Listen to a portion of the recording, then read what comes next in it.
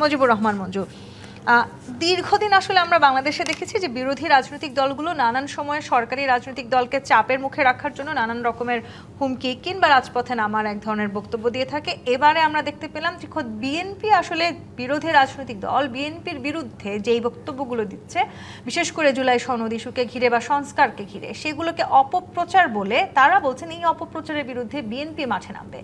সরকারি দল এবং বিরোধী দল দুটো রাজনৈতিক দলই যদি এই অপপ্রচারকে ঘিরে মাঠে থাকে, রাজনৈতিক অঙ্গন আসলে আরো কতখানি উত্তপ্ত হতে যাচ্ছে সামনে? ধন্যবাদ আপনাকে। এখানে রতন ভাই আছেন, প্রিন্স ভাই আছেন, দর্শকরাও শুনছেন। উত্তেজনা তো আজকে আপনি তৈরি করে ফেললেন অলরেডি। আপনার ইন্ট্রোটা খুব সুন্দর হয়েছে যে সরকারি দল বিরোধী দল রাজপথে চলে যাচ্ছে উভয়ে। তাহলে বুঝতে পারছি যে পার্লামেন্টের সমাধান হচ্ছে না। পার্লামেন্টের সমাধানের জন্য দুই দলের দুইটা পজিশন, দুই পক্ষের। একটা হচ্ছে সংবিধান সংস্কার পরিষদ, যেটা আপনি বললেন, যেটা আমাদের জুলাই সনদে এবং সবচেয়ে বড় কথা হচ্ছে গণভোটে যেটা রায় এসেছে। গণভোটে আমরা যেই মানে মানে ভোটারদের কাছে যেই প্রস্তাবনাটা দেওয়া হয়েছে সেখানে কিন্তু বলা ছিল যে জুলাই বাস্তবায়ন আদেশকে আপনি সমর্থন করেন কিনা আর আপনার এই নিম্নোক্ত বিষয়ে আপনার মতামত কী। আমরা মনে করছি যে জুলাই বাস্তবায়ন আদেশ যেটা হয়েছে এটা রাষ্ট্রপতির আদেশ এবং গণভোটে জনগণের রায়ের মধ্য দিয়ে এটার একটা স্ট্যাটাস তৈরি হয়েছে, এটা একটা বাধ্যবাধকতা তৈরি হয়েছে। এখন বিএনপি সেটা না করে বিএনপি যে প্রপোজিশনে যাচ্ছে যে 17 সদস্য বিশিষ্ট মেম্বার দিয়ে তারা একটা সংবিধান সংশোধন কমিটি করার, এটা আমি মনে করি বিএনপির অঙ্গীকার থেকে বিএনপি সরে আসছে। এখন দেখেন, এটা নিয়ে অনেক তর্ক বিতর্ক যুক্তিতর্ক আমরা করতে পারবো। বিরোধী দলের পক্ষ থেকে যেটা বলা হয়েছে যে এই কমিটির মাধ্যমে বিএনপি আসলে তার যে সেই যে নোট অফ ডিসেন্ট দিয়েছে, নোট অফ ডিসেন্ট সহ ইস্যুগুলোকে সে আসলে পাশ করাবে, কারণ তার তো পার্লামেন্টে তো তার এমনিতেই সংখ্যাগরিষ্ঠতা আছে। তো সংবিধান সংস্কার পরিষদ যদি হতো সেখানেও তো বিএনপির সংখ্যাগরিষ্ঠতা আছে, সুতরাং বিএনপি এটা করতে দিল না কেন? বিএনপি যদি সেটা করতে দিত একই কথা, একই আলোচনায় তো সেখানে হতো। এখন দেখেন, বিএনপি যে নোট অফ ডিসেন্টগুলো দিয়েছে, আমরা তো এই বিএনপির নোট অফ ডিসেন্টের সাথে একমত হই নাই। এটা নিয়ে তো আলোচনা আপনার ঐকমত্য কমিশনে লম্বা আলোচনা হয়েছে, পাবলিকলিও আমরা আলোচনা করলাম এবং যার ভিত্তিতে আমরা গণভোটে গেলাম। বিএনপির এই নোট অফ ডিসেন্ট কী কী বিষয়ে দেখেন, আমরা যখন দেখছি যে একটা সরকার কী কী কারণে একদলীয় সরকারে হয়ে যায়, কয়েকটা ইস্যু আছে। প্রথম হচ্ছে যে যেমন ধরেন তত্ত্বাবধায়ক সরকার পদ্ধতি। তত্ত্বাবধায়ক সরকার পদ্ধতিটাকে প্রেজেন্ট গভর্নমেন্ট সবসময় ভয় পায়, সে মনে করে যে তার নিয়ন্ত্রণে নির্বাচন হতে হবে। তাহলে বিএনপি কি চায়? বিএনপি কি তার নিয়ন্ত্রিত একটা নির্বাচন কমিশন চায়? তার নিয়ন্ত্রিত, তার মনোনীত বা তার ডিজাইনকৃত একটা তত্ত্বাবধায়ক সরকার চায়? নিশ্চয়ই বিএনপি বলবে যে চাই না। তো আপনারা যদি না চান তাইলে নির্বাচন কমিশন নিয়োগের ব্যাপারে আপনাদের আপত্তি কেন? আপনারা কেন সেখানে ইয়াকে দিতে চান? আপনাদের নোট অফ ডিসেন্টটা কেন দিয়েছেন? দ্বিতীয় হচ্ছে যে আপনারা এরপরে ধরেন আমরা আদালতের উপর নির্ভরশীল হই, ঠিক আছে? আমরা সবসময় বলেছি বিচার বিভাগের স্বাধীনতা চাই। বিচার বিভাগ যদি স্বাধীন থাকে তাহলে সরকার এক ধরনের দায়বদ্ধতার মধ্যে থাকে। তো বিএনপি বলছে বিচার বিভাগের স্বাধীনতা চায়, কিন্তু আমরা যখন স্বাধীন বিচার বিভাগের প্রসঙ্গে নিয়োগ প্রক্রিয়ায় সুপ্রিম জুডিশিয়াল অ্যাপয়েন্টমেন্ট কমিটির কথা প্রস্তাব এসেছে বা অধ্যাদেশের মাধ্যমে একটা স্বাধীন বিচার সচিবালয়ের কথা আসছে, বিএনপি সেখানে সেটাকে আইনে পরিণত করছে না, করে নাই অলরেডি। 3 নম্বর হচ্ছে দুদক। দুদকটা হচ্ছে এমন একটা প্রতিষ্ঠান যে বিএনপিকে আপনি যদি এখন জিজ্ঞেস করেন যে ভাই আপনারা কি দুদক, আপনাদের নিয়ন্ত্রিত দুদক চান না দুদক স্বাধীনভাবে কাজ করবেন সেটা চান, দেখবেন বিএনপির 31 দফায় বলা আছে তারা স্বাধীন দুদক চায়। তো স্বাধীন দুদক যদি চান তাহলে দুদক কমিশনটা একটা কমিটির মাধ্যমে হোক, সেটার সাথে আপনি একমত না কেন? আপনি এখন ঠিক যে আলোচনাগুলো করছেন, বিএনপির তরফ থেকে আবার বলা হচ্ছে তারা এই আলোচনাগুলো এই কমিটির মাধ্যমে করতে চান এবং তারা এই আলোচনাগুলো তো আরো বেশি ভালো কোনো আসলে সমাধানে পৌঁছাতে চান। ওনারা যদি ভালো কোনো সমাধান দেন কোনো অসুবিধা তো নাই, জনগণ তো অত বোকা না, জনগণ তো দেখবে। জনগণ যদি দেখে যে ওনারা একটা ভালো সমাধান দিয়েছেন, আমরা বিরোধিতা করছি, তখন তো জনগণ আমাদের বিরুদ্ধেই থাকবে। আমার কথা হচ্ছে, কথা অত্যন্ত স্পষ্ট, বিএনপির এখন ক্ষমতা আছে, 2/3 মেজরিটি আছে। বিএনপি এইটার বলে যে কোনো কিছু করতে পারবে, ইভেন সংবিধান বদলে নতুন সংবিধান অনেক কিছু করতে পারবে, একেবারে পারবে না এমন কিছু নাই। এখন কথা হচ্ছে যে আমরা মূল কথায় যেটা আসি সেটা হচ্ছে কয়েকটা জিনিস বিএনপির সাথে। একটা হলো এই যে একটা দ্বিকক্ষ বিশিষ্ট পার্লামেন্ট করা হয়েছে, কেন করা হয়েছে, আরেকটা পার্লামেন্টের আমাদের দরকার কেন? এই জন্য বলা হয়েছে যাতে আমাদের অধস্থন বা আমাদের নিম্নকক্ষ যেটা থাকবে সেখানে যাতে ইচ্ছামতো আইন সংশোধন করতে না পারে, তার একটা আপার বডি থাকবে। তো আপার বডিটাও যদি আপনি আপনার মতো করে করতে চান তাহলে তো সেটা কার্যকর হবে না। দেখেন বিএনপি এখানেও নোট অফ ডিসেন্ট দিয়েছে দুদকের ব্যাপারে, পিএসসির ব্যাপারে। এই যে আজকে যে পুলিশ নিয়ে সমস্যা হচ্ছে, পুলিশ কমিশন, পিএসসি, এগুলো তো নিয়োগের ব্যাপারে আমরা বলেছি, এটা কি বিএনপি কি চায় যে তার পছন্দসই পিএসসি? বিএনপি কি চায় পুলিশ তার দলীয় বাহিনীতে পরিণত হোক? তাহলে বিএনপি তো চায় না, বিএনপি তো এগুলো বলেছে আমরা করব না। আপনারা আসলে যে বক্তব্যগুলো দিচ্ছেন এই সমস্ত বক্তব্যকে বিএনপি এক শব্দে অপপ্রচার বলেছে। সেই আলোচনায় আমি আসবো। আমি একটু রাজিকুজ্জামান আপনার কাছে আসি। সরকারি দল বিরোধী রাজনৈতিক দলের সমস্ত বক্তব্যকে অপপ্রচার বলার চেষ্টা করছে, কিন্তু এরই মধ্য দিয়ে যদি আসলে আমরা সমাধানের কথা খুঁজি, সেই সমাধানটা যেটি বলছিলেন মুজিবুর রহমান মঞ্জু, যে সংসদে তার মানে হয় নাই, যে কমিটির কথা বলা হচ্ছে আজকে জামায়াত এবং এনসিপি কমিটিতে যাচ্ছে না বলার মধ্যে দিয়ে কমিটির মাধ্যমে হওয়ার সম্ভাবনাও অনেকটা কমে গেল। রাজপথে কি তাহলে সমাধানটা হবে? এখন আমাদের অস্বীকার এবং বলবো যে এটা কি বলবো অপপ্রচার, এই দুটোর ফাঁদে পড়ে গেছে। একদল বলছে যে বিএনপি তার মানে যে কমিটমেন্ট সেখান থেকে সরে আসছে, তার মানে তার ঘোষণাকে অস্বীকার করছে।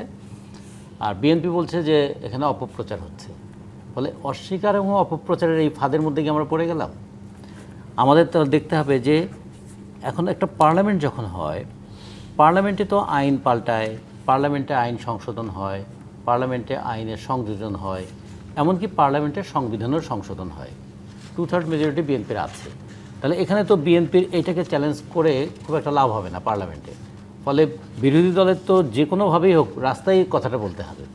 পার্লামেন্টে যতই তারা সমালোচনা করুক, সেখানে তো শেষ পর্যন্ত হা ভোট জয়যুক্ত হবে, এবং হা ভোট জয়যুক্ত হওয়ার জন্য পর্যাপ্ত সংসদ সদস্য তো বিএনপির আছে। ফলে যেভাবেই হোক বিতর্ক পার্লামেন্টে হবে, সমাধান হবে না পার্লামেন্টে, মানে বিতর্কের গড়িয়ে যাবে রাজপথের উত্তপ্ত রাজপথে, এবং সেটার ফলে কি হবে, রাজনীতিতে একটা পাল্টাপাল্টি থাকবে। এবং এই পাল্টাপাল্টিটাই আমার মনে হয় যে এই মুহূর্তে চাইছে, সরকারও এটা চায়, বিরোধী দলও এটা চায়, কারণ অনেকগুলো বিষয় এখানে আছে যে বিষয়গুলো মানে রাজনৈতিক উত্তপ্ততাটা দুটো রাজনৈতিক দলই চায়। কারণ বিএনপি চায় তার কর্তৃত্বটাকে ধরে রাখবার জন্য, আর বিরোধী দল চায় তার উপস্থিতিটাকে জানান দেওয়ার জন্য তারা যে আছে। তা না হলে দেখুন এখন মানে আসলে একটু যদি অন্যভাবে এই জায়গাটাতেই আমি প্রশ্নটা করে রাজিকুজ্জামান রতন, মানে দুটো রাজনৈতিক দল যা যা চাইছে আপনি যেটি বললেন, তারা কি আসলে রাষ্ট্রের স্বার্থে এই বিষয়গুলো চাইছে, নাকি আসলে নিজেদের অবস্থানটা জানান দেওয়ার জন্য চাইছে? অবস্থান জানান দেওয়াটাই খুব বেশি গুরুত্বপূর্ণ। তা না হলে দেখুন যখন নির্বাচনের এই ফলাফলটা হয়ে গেল, তখন কিন্তু সাধারণ ধারণা থেকে বোঝা গেল যে বিএনপি কি করবে, কি করতে পারবে, বিএনপি কি করতে চায় এবং কি করতে পারে, এটা কিন্তু অলমোস্ট ডিসাইডেড, এটা সংখ্যা দিয়ে নির্ধারিত হয়েছে। এখন হামের এই আতঙ্কের মধ্যে মানুষ পথ পাবে কীভাবে? আমরা কি শুধু দায় চাপাবো যে আওয়ামী লীগ টিকা কিনতে দেয় নাই, অন্তর্বর্তীকালীন সরকার এটা করে নাই, এগুলো যেমন করে আমরা তাদেরকে বিচারের আওতায় আনতে চাইব, পাশাপাশি কি আমরা এটাও দেখতে চাইবো না এখান থেকে মুক্তির পথ কি? 450 শিশু মারা গেল, প্রায় 50,000-এর মতন শিশু হামে আক্রান্ত হলো, হামে উপসর্গ নিয়ে। কেন হামের উপসর্গ নিয়ে তাদেরকে ঢাকা শহরে আসতে হয়? কেন জেলা শহরের হাসপাতালগুলোতে প্রয়োজনীয় উপকরণ নাই? এইটাকে বাস্তবায়ন করতে গেলে, এই আকাঙ্ক্ষাকে বাস্তবায়ন করতে গেলে আগামী বাজেটে স্বাস্থ্য খাতে বরাদ্দের দিকটা কি হবে? কিংবা হাওরের হাহাকার যেটা আমরা দেখলাম, যে হাওরে এক অতিবৃষ্টিতে বা অকাল বন্যায় চোখের সামনে ফসল ডুবে যাচ্ছে, তলিয়ে যাচ্ছে, এইখানে তাহলে এই কৃষককে রক্ষা করার উপায়টা কি হবে? কখনো কখনো এই বিষয়গুলো খুব সামনে চলে আসে। ইরান যুদ্ধ, এটা আসলে কতটুকু প্রলম্বিত হবে, তার প্রভাব আমাদের অর্থনীতিতে কি পড়ছে, অথবা মধ্যপ্রাচ্যের দেশগুলোতে আমাদের প্রবাসী শ্রমিকদের অবস্থাটা কি, কিংবা মালয়েশিয়ার সঙ্গে প্রবাসী শ্রমিকদের পাঠানো নিয়ে যে জটিলতাটা তৈরি হয়েছে, আমাদের যদি 2 দিন পর রেমিটেন্সের জায়গায় ধাক্কা লাগে তাহলে কি হবে? তা আবার ব্যাংকগুলো দখল করা নিয়ে যে খবর কয়েকদিন ধরে পত্রিকায় আসছে, সেগুলোর ক্ষেত্রে ভবিষ্যতেও কি এই দখলবাজি চলতে থাকবে? যে কেউ একটা বাহিনী, সরকারের একটা বাহিনী গিয়ে একজনকে একটা ব্যাংকের চেয়ারম্যান বানিয়ে দিয়ে আসতে পারে? তা সেগুলো কি কখনো আলোচনায় আসছে? আমরা এখন মানুষ অনেক কিছুই গুরুত্বপূর্ণ মনে করে, যে কিভাবে একটা দল স্বেচ্ছাচারী হয়ে ওঠে, কীভাবে একটা দল ফ্যাসিস্ট হয়ে ওঠে। তার কি কি সুবিধা থাকলে সে হতে পারে, সেগুলো নিয়ে যেমন ডিবেট করছি, তেমনি আমরা দেখতে চাই বিচার বিভাগ স্বাধীনভাবে কাজ করতে পারছি কিনা, সেই উপনিবেশিক আমলের পুলিশ প্রবিধান সেটা দিয়েই কি পুলিশ চলবে, আমাদের দুদক কি শুধুমাত্র সাফাই করার কাজে ব্যবহৃত হবে, যে সরকারি দলের লোক হলে তার সমস্ত ময়লা সাফ করার কাজে দুদক ব্যবহৃত হবে, এটা কি হবে? তাহলে এগুলো নিয়ে যেমন ডিবেট ডিসকাশন হবে, পাশাপাশি আবার এটাও তো লাগবে এই মুহূর্তে জনগণের রাজনৈতিক দলেরও মতামতটি প্রয়োজন আছে। সেখানে আসলে সংবিধান সংস্কার পরিষদ যদি গঠন করা না হয়, এবং যেভাবে আসলে বিরোধী রাজনৈতিক দল বলছে যে সরকার নিজেদের প্রয়োজন অনুযায়ী সেটি গঠন করছে, সংবিধান সংস্কার পরিষদও যদি, যেমন মঞ্জু ভাই একটা দারুণ কথা বলেছেন, যে সংবিধান সংস্কার পরিষদও যদি গঠিত হয় তাহলেও কি হবে? তাহলে তো অ্যাকর্ডিং টু মেজরিটি এটা বিএনপি মানে ইয়া অনুযায়ী হবে, আকাঙ্ক্ষা অনুযায়ী হবে। বিএনপি যা চাইছে তাই হচ্ছে সেই জায়গায়। ফলে আমরা একটা জিনিস বলতে চাই যে ব্রুট মেজরিটি কখনো যেন একটা বিগার রেসপন্সিবিলিটি ভুলিয়ে না দেয়। এই প্রশ্নটা একটু করেছে ইমরান সালেহ প্রিন্স, দিন শেষে আসলে ঠিক বিএনপি যেভাবে চাইছে, যা চাইছে সেটাই হচ্ছে কিনা, এবং এই 2 মাসের একটু বেশি সময় পার করেছে বিএনপি, এই সময়টার মধ্যেই বিএনপি একদলীয় সরকার হয়ে উঠলো কি তাহলে? ধন্যবাদ আজকের এই শোতে আমাকে আমন্ত্রণ জানানোর জন্য, এবং আমার সাথে যারা সহ আলোচক আছেন তাদেরকেও শুভেচ্ছা জানাচ্ছি, দর্শক শ্রোতাদেরকেও শুভেচ্ছা জানাচ্ছি। আসলে এই যে আপনি বললেন যে এই মানে গত 84-85 দিনে বিএনপি একদলীয় সরকার হয়ে গেল কিনা, এটা একেবারে অমূলক, এবং এটা মানে বলার মধ্য দিয়ে আমরা যেন আরেকটা সংঘাতের রাজনীতির দিকে ধাবিত হচ্ছে এরকম একটা ভাব প্রকাশ হচ্ছে। আসলে কিন্তু তা নয়। বিএনপি সকলকে নিয়েই দেশ চালাতে চায়, এবং দেখেন জুলাই সনদের এই বাস্তবায়নের লক্ষ্যে সংবিধান সংশোধনের জন্য সরকার ও মানে সংসদীয় প্রক্রিয়ার মধ্য দিয়ে বিরোধী দল সহ বিএনপি একটি সর্বদলীয় কমিটি গঠনের প্রস্তাব করেছিল। আমাদের প্রত্যাশা ছিল যে এই গণতন্ত্রের স্বার্থে এবং জনগণের আকাঙ্ক্ষার প্রতি সম্মান জানিয়ে বিরোধী দল সেই কমিটিতে অংশগ্রহণ করবে, কিন্তু জামায়াত এবং এনসিপি সেই প্রস্তাব নাকি প্রত্যাখ্যান করেছে। যদি তাই হয়ে থাকে সেটা হবে অত্যন্ত দুঃখজনক। আমরা বিরোধী দল, বিশেষ করে জামায়াত এবং এনসিপি সহ অন্যদেরকে আমরা বলবো যে জাতীয় আকাঙ্ক্ষা জুলাই সনদের প্রতি সম্মান জানিয়ে এই কমিটিতে আপনারা অংশগ্রহণ করুন, এবং সেই অংশগ্রহণের মধ্য দিয়ে আলোচনা আরও সমৃদ্ধ হবে এবং জাতীয় ঐক্যমত্যের ভিত্তি আরো সুদৃঢ় হবে। কিন্তু আপনারা যাদেরকে এই আহ্বান করছেন তারা বলেছেন যে এই সংসদীয় কমিটির কোনো কার্যকারিতা তারা দেখতে পাচ্ছেন না। দেখুন, এখন কমিটির গঠন না হওয়ার আগেই যদি এই কমিটির কার্যকারিতা না দেখতে পায় তাহলে তো আমাদের বলার কিছু নেই। এটা তো তাদের দুরভিসন্ধি রাজনীতির বহিঃপ্রকাশ, এবং আমরা দেখছি যে তারা সংসদে এক ধরনের কথা বলছে, সংসদের বাইরে গিয়ে আবার আরেক ধরনের কথা বলছে। আপনি জানেন যে সংসদের অধিবেশনের শেষ দিনে যখন এই প্রস্তাবটা আবার বলা হলো, তখন বিরোধী দলীয় নেতা তিনি দাঁড়িয়ে বলেছিলেন যে আমরা এই মুহূর্তে আমরা নাম দিতে পারছি না, তবে এটা আমরা পরে জানাবো। কিন্তু পরে তারা না জানিয়ে তারা, যদি আমি আপনার কাছে শুনলাম যে তারা প্রত্যাখ্যান করেছে, আজকে নাকি এটা প্রত্যাখ্যান করেছে। যদি এটা হয়েই থাকে, এটা আমি আবারও বলবো এটা দুর্ভাগ্যজনক, এবং তারা তাদের সেই অবস্থান থেকে তারা। মুজিবুর রহমান মঞ্জু তো বললেন যে আপনাদের ব্যর্থতা, আসলে আপনারা সংসদে দাঁড়িয়ে এই বিষয়টিকে সমাধান করতে পারেন না। আমরা দেখুন, সংসদের যে অধিবেশন চলছিল কতগুলি কার্যপ্রণালী বিধি অনুযায়ী কিন্তু চলতে হয়। প্রথম যে অধিবেশনে সেখানে রাষ্ট্রপতির ভাষণের উপর আলোচনা, প্রায় 119টি আপনার অধ্যাদেশকে আইনে পরিণত করা, আপনার প্রায় 94টি আইনে পরিণত হয়েছে, এবং অন্যান্য যে বিতর্ক সেগুলো কী বলে এটার নাম, জ্বালানি সংকট বা জ্বালানির সংকটের কারণে আপনার যে জটিলতাগুলো সৃষ্টি হয়েছে, এগুলি নানান বিষয় নিয়ে আলোচনা হয়েছে।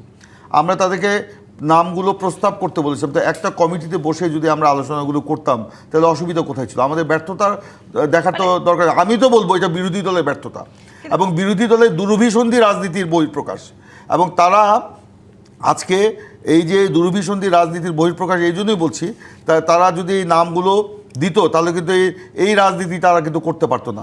আমরা বলছেন যে আসলে নাম দিয়ে বা এই কমিটির বাস্তবে কোনো কার্যকারিতা নেই, কারণ বিএনপি তাদের নিজেদের ইচ্ছাটাই চাপিয়ে দেবে। কিভাবে তারা বুঝলো? বিএনপির ভিতরের কথা তারা কিভাবে জানবে? কিভাবে বুঝলো? এটা প্লিজ আপনার কথার সময় আপনি বললেন মঞ্জু ভাই, আপনাকে সিনিয়র পলিটিশিয়ান, তো আমি বলতে চাই যে আমরা বলবো যে এই যে সংঘাত নয়, আলোচনায় কিন্তু একটা পথ। এই আলোচনার মধ্য দিয়ে আমরা জাতীয় স্বার্থে আমরা ইতিবাচক ভূমিকা রাখতে পারি, এবং জুলাইয়ের গণ অভ্যুত্থানের পর জনগণ যে রাজনীতির পরিবর্তনের যে আকাঙ্ক্ষা প্রকাশ করেছিল এবং সেই আকাঙ্ক্ষাকে আমরা সবাই ধারণ করি, কিন্তু আজকে সেই আকাঙ্ক্ষাকে পদদলিত করে ওনারা যেভাবে আপনার মাঠকে উত্তপ্ত করে বিশৃঙ্খল পরিবেশ তৈরি করে সেই আওয়ামী ধারার রাজনীতিতে তারা ফিরতে চাচ্ছে, এটা নিশ্চয়ই জনগণের আকাঙ্ক্ষার বিরোধী দল প্রতিফলিত আসলে নয়। আওয়ামী লীগের রাজনীতিতে ফিরতে যাচ্ছেন, সেই সময় মুজিবুর রহমান মঞ্জুরি একটা উক্তি আমি বলি, তিনি বলেছেন যে জনগণ বিএনপি আওয়ামী লীগের পার্থক্যটা নির্ণয় করবে। মানে আমরা জনগণ ইতিমধ্যে করা শুরু করেছে। বিরোধী দল মানে বিএনপি এবং সরকারি দল, প্রধানমন্ত্রী নিজেই, আমরা ইতিবাচক রাজনীতির দিকে যাচ্ছি। আমরা যদি নিজেরাই নিজেদের মতো করে করতে চাইতাম তাহলে তো আমরা কমিটি গঠনের কথা বলতাম না। আজকে এই যে মঞ্জু ভাই কতগুলো কথা বললেন, মঞ্জু ভাইয়ের কাছ থেকে এটা আমি আশা করিনি। অত্যন্ত বিদগ্ধ একজন রাজনীতিবিদ মঞ্জু ভাই।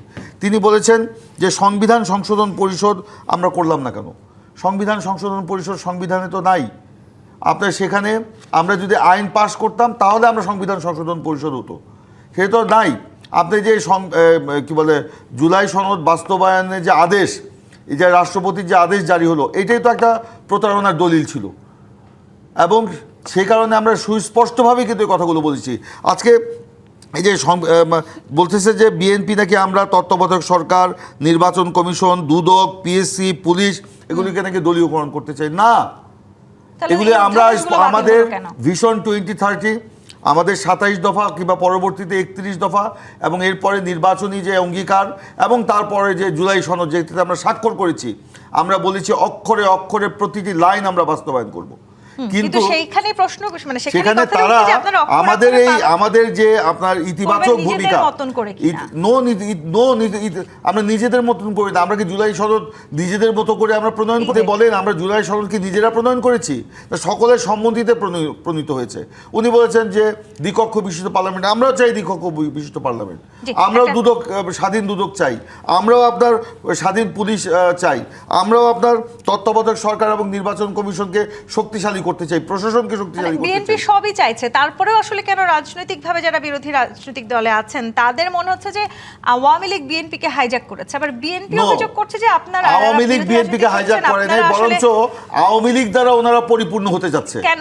রাজিকুজ্জামান রতন, এই যে আসলে সরকারি দল বারবার বিরোধী দলের দিকে আঙুল তুলছে, মানে তাদের বক্তব্যকে বারবার বলা হচ্ছে তারা আসলে অপপ্রচার করছে, আবার বিরোধী রাজনৈতিক দল বলছে যে বিএনপি যে প্রত্যাশাগুলোর কথা বলেছিল, ইশতেহারে তারা যে জনগণের কাছে ওয়াদা করেছিল সেগুলো করছে না। বিশেষ করে জুলাই সনদ যদি বাস্তবায়ন না হয় কঠোর পদক্ষেপ তারা নেবেন, সেই হুমকিও বারবার আসছে। এই হুমকিগুলো আসলে সামনের দিনে এই দূরত্বটা এই বিরোধিতার জায়গাটার থেকে আরো বেশি মানে বাড়বে কিনা, কি মনে হয়? এখানে একটা চমৎকার বিরোধিতার ঐক্য আছে। দেখেন কত কথা বলছে, কিন্তু মার্কিন বাণিজ্য চুক্তির ব্যাপারে কি একবারও কথা বলছে বিরোধী দল? আমরা আমাদের সামর্থ্য অনুযায়ী কিন্তু প্রতিদিন প্রতিবাদ করছি, প্রতিদিন বলছি যে বাংলাদেশের কৃষিটার সর্বনাশ হবে, বাংলাদেশের শিল্পের সর্বনাশ হবে, আমাদের দেশের অর্থনীতিটা নিয়ন্ত্রিত হয়ে যাবে, আমাদের তেল নিয়ন্ত্রিত হয়ে যাবে, আমাদের গম আমদানি বাধ্যতামূলক হয়ে যাবে, আমাদের যেটা প্রয়োজন নাই সেটাও কিনতে হবে আমাদের আমেরিকার কাছ থেকে। এমনকি আমেরিকার সঙ্গে যাদের একটু শত্রুতামূলক সম্পর্ক আছে তাদের সঙ্গে ব্যবসা বাণিজ্য করাও কঠিন হয়ে যাবে। আমাদের চীনের সঙ্গে এত বড় বাণিজ্য বলি, কিংবা ভারতের সঙ্গে বলি, কিংবা রাশিয়ার সঙ্গে বলি, জাপানের সঙ্গে বলি, সব কিছুকে নিয়ন্ত্রণ করে ফেলবে এই চুক্তি। সেটা নিয়ে জামাতের কোনো কথা আছে? তার মানে বিষয়টা কি এইরকম যে এমন কিছু বিষয় নিয়ে আমরা বিতর্ক করব যে বিতর্কগুলো শুনতে ভালো, যে বিতর্কগুলো খুবই মানে ইন্টেলেকচুয়াল অ্যারেনাতে খুব কাজ করবে, কিন্তু বাস্তব জীবনে তার প্রভাবটা পড়বে। তাহলে কি যে উপদেষ্টা বলেছিলেন যে এই চুক্তির বিষয়ে বিএনপি জামায়াত সবাই জানতেন, সেটাও খানিকটা সত্যি হওয়ার সম্ভাবনা তৈরি হয়? আপনার মুখ থেকে এই কথাটা বের করার জন্য আমি একটু বলেছিলাম যে কথাটা আপনি বললেই ভালো হয়, যে তাহলে কি এটাই ধরে নেব আমরা?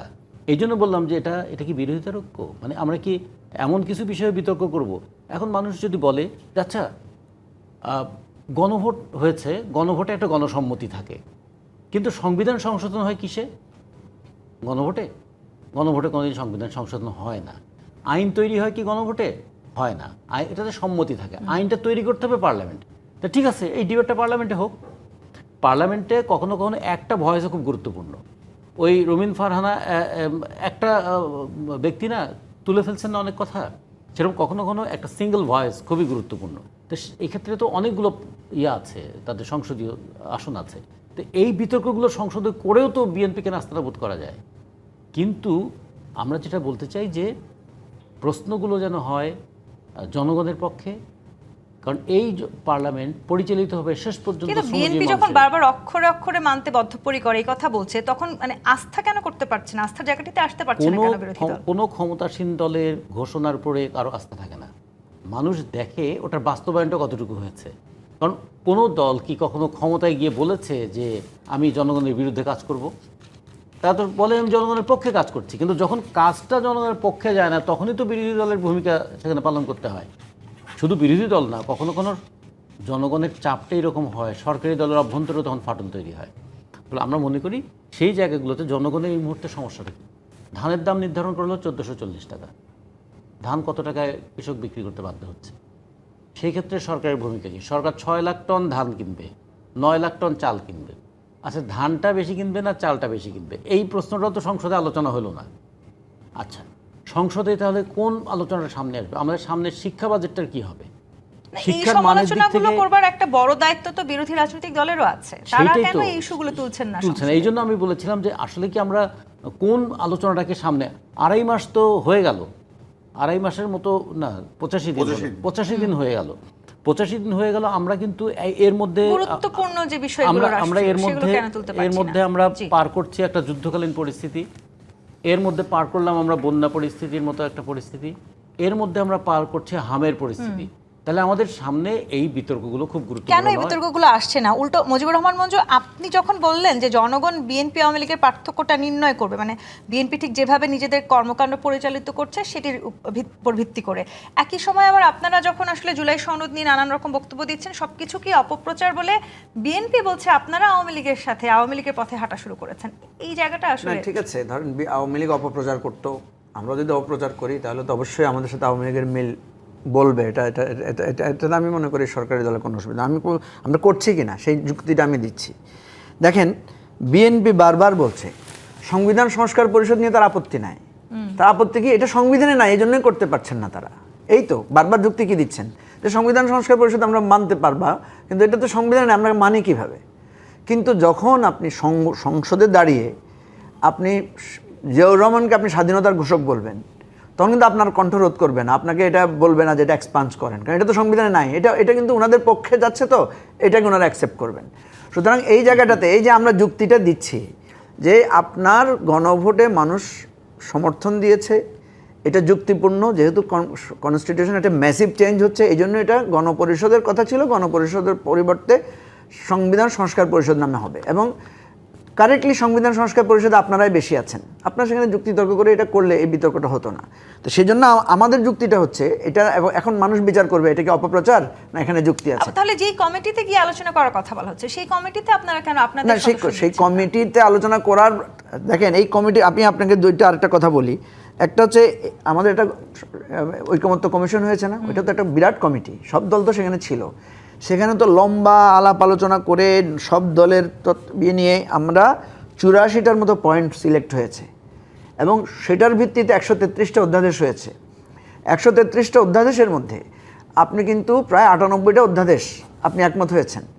বাকি যেই অধ্যাদেশগুলোতে আপনি একমত হন নাই বা কিছুটা সংশোধন করেছেন, এই অধ্যাদেশগুলো হচ্ছে সবগুলো হচ্ছে ফান্ডামেন্টাল, যেটাই ছিল মূল, এবং যেটার ক্ষেত্রে বিএনপি নোট অফ ডিসেন্ট দিয়েছে।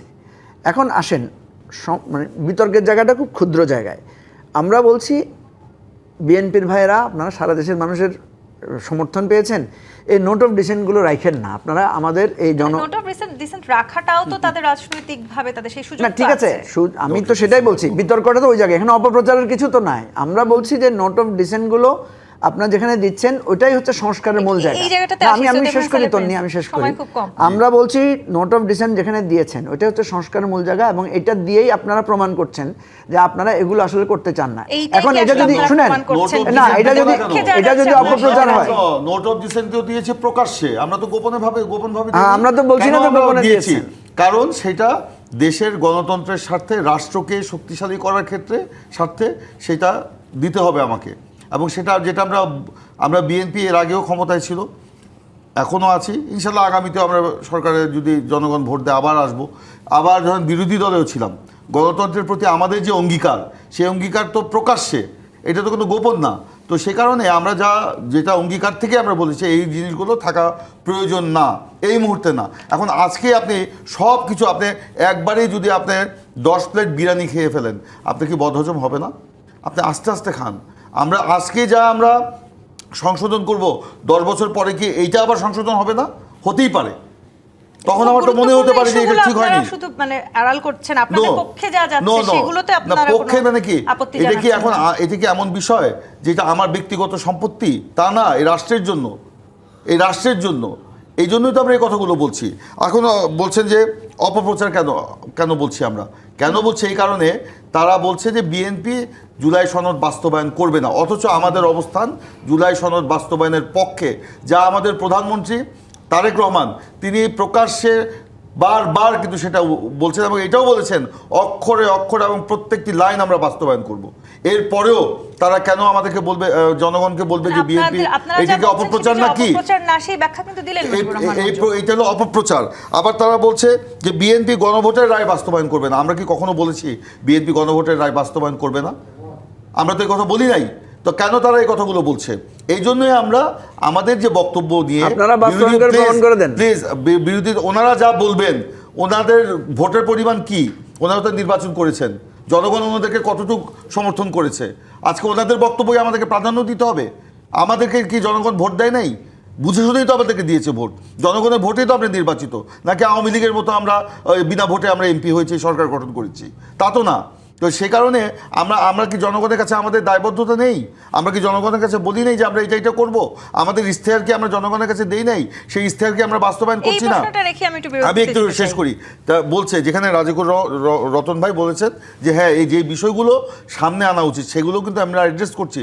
এই যে হামের টিকা আপনারা জানেন যে বিগত তত্ত্বাবধায়ক সরকারের সময় এটা দেওয়া হয়নি। এই পর্যন্ত যখন আমরা এটা পেলাম, এই হামের প্রাদুর্ভাব যখন হলো, এই পর্যন্ত এই গত প্রায় 80 দিনে আমরা 95% বাচ্চাকে আমরা হামের টিকা দিয়েছি।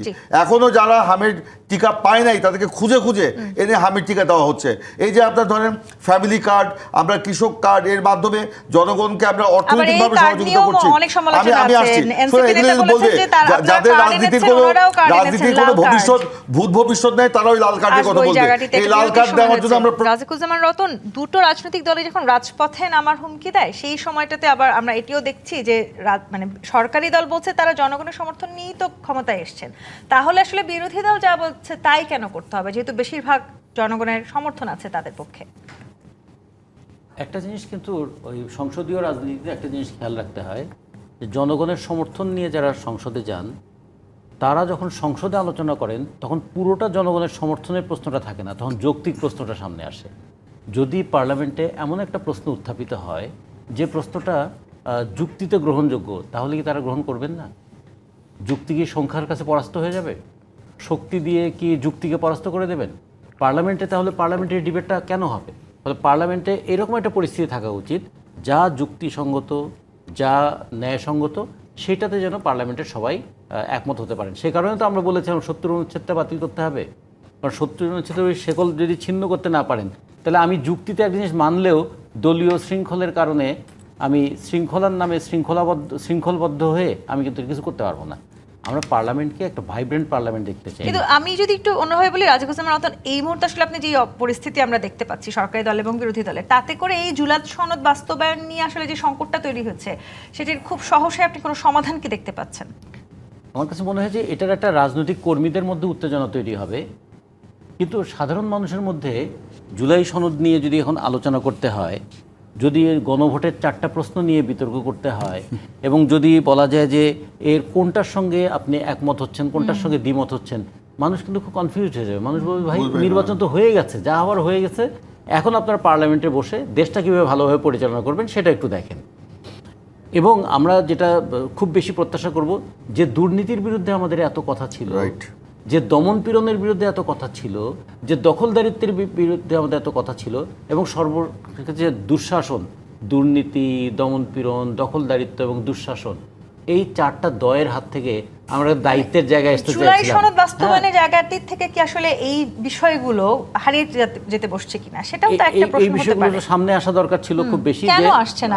আমাদের 2 মাস সময় খুব কম সময় একটা সরকারের জন্য, কিন্তু 2 মাস সময় কিন্তু খুব বেশি কমও নয়। আমি কারণ এই প্রশ্নটা এই করতে সময়টার চাই। মধ্যে তো একটা দৃষ্টান্ত স্থাপন করে। এখন প্রধানমন্ত্রী সিম্পলিসিটির কিছু দৃষ্টান্ত স্থাপন করলেন, কিন্তু আর যে দৃষ্টান্ত স্থাপন করা দরকার ছিল, এই যে শৃঙ্খলা, সেটা কি ততটা এই প্রশ্নটা আমি রাখবো। জি, আমি আমার একটু মনে হয় যে মুজিবুর রহমান মঞ্জুর কাছে যাই। পার্লামেন্টে বিতর্কটা হোক, এটা মানুষ চায় নিশ্চয়ই। এবং জনজীবনে স্বস্তি আসুক, সেটাও মানুষ চায়। জি, মুজিবুর রহমান মঞ্জু, এই যে আসলে পার্লামেন্টে বিতর্কটা হোক, সেটি যেমন মানুষ চায়, তেমনি রাজপথে আসলে এটা কি শুধুই একটা রাজনৈতিক নেতাদেরকে উত্তপ্ত রাখার জন্য এক ধরনের মন্তব্য হয়েই থাকবে, নাকি জুলাই আসলে আমরা যেই স্বপ্নটা দেখেছিলাম সেই স্বপ্নটা তাহলে কেমন হতে যাচ্ছে?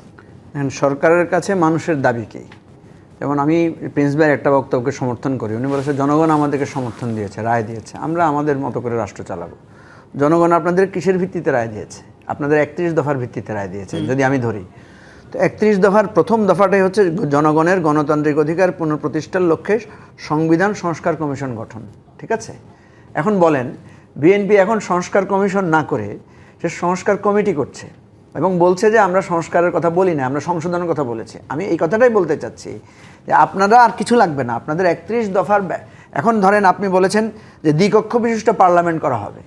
তো দ্বিকক্ষ বিশিষ্ট পার্লামেন্ট কীরকম করা হবে সেটা তো আপনি আপনার 31 দফায় বলেন নাই, সেটাই তো আপনাকে পার্লামেন্টে ঠিক করতে হবে। এবং সেই কারণেই আমরা বলছি যে এই আলোচনাগুলো আমাদের ঐক্যমত্য কমিশন হয়েছে। ঠিক আছে, এখন প্রশ্ন হচ্ছে প্রিন্স ভাই, আপনি যদি না মানেন কোনো অসুবিধা নাই, জনগণ তো আবার আপনাকে বিচার করবে। যে রাজপথের কথা বলছেন, রাজপথের কথা কেন যেতে হয়? বিরোধী দল যখন সংসদে সে যখন দেখে যে তার কথা মানা হচ্ছে না, তখন তার তো অপশন থাকে বিরোধী দলে। এখন তো সরকারি দলও রাজপথে যেতে যাচ্ছে, সরকারি দলও বলছে আমরাও রাজপথে যাব। রাজপথে তো সবাই আমরা 18 বছর 17 বছর ধরে বা আরও 20-25 বছর তো রাজপথে ছিলাম। কথা হচ্ছে গণতন্ত্রের সৌন্দর্য সংবিধানে সংসদে, সংসদ যদি কার্যকর না থাকে সেটা রাজপথে গড়া। মানে বিএনপি আসলে এতদিনও সংসদটাকে কার্যকর করতে পারলো না। আমি আপনাকে শেষ কথাটা বলি, আমি আপনাকে শেষ কথাটা বলি। 31 দফা বিএনপি যে কথাটা বলেছে, বিএনপি কৌশলগতভাবে 31 দফার ব্যাখ্যাটা তাদের মতো করে দিচ্ছে। আমরা 31 দফায় জনগণের পক্ষে যে ধরনের চাই সে কথাটা বলছি। এখন আপনি হয়তো বলতে পারেন যে আমরা অপব্যাখ্যা দিচ্ছি। 31 দফাটা কেন আসলে বাস্তবায়ন হচ্ছে? আমাদের কথা হচ্ছে এই 31 দফা তো বিএনপির একক 31 দফা না, এটা তো একটা সম্মিলিত 31 দফা। কারণ বিএনপির তো 31 দফা ছিল না। যেই সম্মিলিত 31 দফার কথা আপনারা বলছেন, সেইখান থেকে সেই ওয়াদা থেকে কেন আমরা কোনো ওয়াদা থেকে মুখ ফিরিয়ে নেইনি। 31 দফাকে আমরা আলিঙ্গন করেছি, জুলাই সনদকে আমরা আলিঙ্গন করে চলেছি। জুলাই সনদের প্রত্যেকটা অক্ষর আমরা বাস্তবায়ন করব। আমরা বারবার বলছি, এই যে আমরা বলছি না অপপ্রচার চালানো হচ্ছে, এইটা হচ্ছে মঞ্জু ভাইরা যা বললো, এটা হচ্ছে অপপ্রচার। সেই জন্য আমরা আমাদের তৃণমূলের নেতাকর্মীদেরকে নিয়ে আমরা জনগণকে বলছি যে আমাদের বিরুদ্ধে অপপ্রচারটা চলছে, আপনারা এটাতে কান দিবেন না। এবং এই অপপ্রচার চালানোর মাধ্যমে মঞ্জু ভাইরা, আমি মানে মঞ্জু ভাই তার সংসদে নাই, ওনাদের যারা মানে বড় সংগঠন জামাত, এনসিপি, তারা আপনার দুরভিসন্ধিমূলক রাজনীতির মধ্যে বাংলাদেশকে নিয়ে যেতে যাচ্ছে, যেটা জুলাই সনদের জুলাইয়ের গণ অভ্যুত্থানের আকাঙ্ক্ষাকে ধারণ করে না। মঞ্জু বললেন যে এতদিনও আপনারা সংসদটাকে কার্যকর করতে আমরা পারেন। আমাদের এই প্রথম যে অধিবেশন, এটাকে যদি অকার্যকর বলেন, তাহলে কার্যকর কোনটাকে বলবেন? আওয়ামী লীগের সংসদ? এখানে ভাইব্রেন্ট একটা সংসদ, প্রত্যেক দিন সেখানে বিতর্ক হয়েছে, প্রত্যেক দিন সেখানে আলোচনা হয়েছে। এবং সেই সংসদের মধ্য দিয়ে আমরা যে জুলাই সনদ বাস্তবায়ন করতে চাই, সেটা তো আমরা কমিটি গঠনের প্রস্তাবের মধ্যে দিয়ে আমরা সেটা বলেছি। আজকে দেখেন এই যে এত আলোচনা, গতকালকে আমরা ধরেন এই যে শুষ্ক মৌসুমে পানির সংকট নিরসন, লবণাক্ততা নিয়ন্ত্রণ, কৃষি উৎপাদন বৃদ্ধি, নদী ভাঙ্গন ও নব্যতা রক্ষা, জলবায়ু পরিবর্তনের প্রভাব মোকাবেলা, সারা বছর সেচ সুবিধা বৃদ্ধি, বড় মৌসুমে আবার গম, ভুট্টা, সবজি উৎপাদন বৃদ্ধি, কৃষকের আয় বৃদ্ধি, খাদ্য আমদানির উপর নির্ভরতা কমানো, নতুন কর্মসংস্থান, কৃষিভিত্তিক শিল্পের বিকাশ ইত্যাদির জন্য আমরা পদ্মা ব্যারেজের মতো একটা বিশাল প্রজেক্ট আমরা হাতে নিয়েছি। এটা নিয়ে তো বিরোধী দলের কোনো বক্তব্য নাই। সাধারণ মানুষের কল্যাণের জন্য তো হচ্ছে। তো আপনারা বলছেন বিরোধী দল, সরকার আপনার জনগণের কল্যাণে কোনো কাজ করছে না। এটা কি জনগণের কল্যাণে কোনো কাজ নয়? এত বড় পদ্মা ব্যারেজের যে একটা প্রকল্প, এবং সেটা আমাদের নিজেদের অর্থায়নে আমরা করব 7 বছর ব্যাপী, সেটা বাস্তবায়ন হবে, যেখানে আপনার লক্ষ লক্ষ মানুষের কর্মসংস্থান হবে, 24টা আপনার কি বলে 24টা জেলা যেখানে উপকৃত হবে। তিস্তা ব্যারেজ নিয়ে আমরা অলরেডি কাজ শুরু করেছি, এই আগামী কিছুদিনের মধ্যেই তিস্তা ব্যারেজ আপনার মাঠে গড়াবে। তো সেগুলো নিয়ে যে আমরা কি জনগণের কথা চিন্তা করে এগুলো করছি না? আমরা বলছি এই যে আপনার ধরেন এই যে আপনি দুটো রাজনৈতিক দল রাজপথে নামলে পরিণতিটা কি আসলে না, নেতিবাচক আমরা হবে রাজপথে কিনা? নামছি না, আমরা যেটা করছি জনগণের সাথে জনগণের কাছে আমরা ফিরে যাচ্ছি, জনগণকে সচেতন করছি। আমরা কি করব? উঠান বৈঠক করব, আমরা ঘরোয়া বৈঠক করব, আমরা পদযাত্রা করব, আমরা সেমিনার করব, সিম্পোজিয়াম করব। আমরা যে ইতিবাচক রাজনীতি যে গুণগত পরিবর্তনের কথা আমরা জুলাই গণ অভ্যুত্থানের পরে আমাদের নেতা তারেক রহমান বলেছিলেন, সেই গুণগত পরিবর্তনের ধারায় আমরা কিন্তু ধন্যবাদ। প্রিন্স মুজিবুর রহমান মঞ্জু, রাজিকুজ্জামান রতন।